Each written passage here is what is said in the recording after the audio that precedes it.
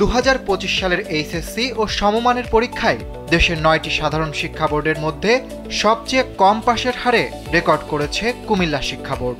বোর্ডটিতে 192টি শিক্ষা প্রতিষ্ঠান থেকে 99,576 জন পরীক্ষার্থী অংশ নেয়।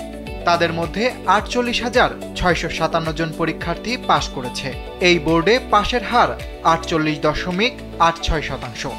জিপিএ 5 পেয়েছে 2,707 জন।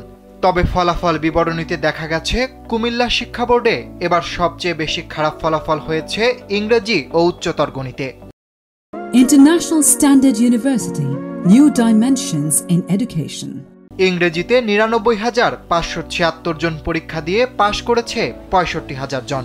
সেদিক থেকে ইংরেজিতে পাশের হার 65.28%।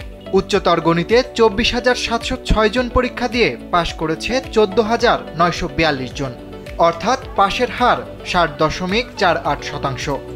কুমিল্লা শিক্ষা বোর্ডের চেয়ারম্যান প্রফেসর শামসুল ইসলাম বলেন, শতভাগ নকলমুক্ত পরিবেশে এবার পরীক্ষা নেওয়া হয়েছে।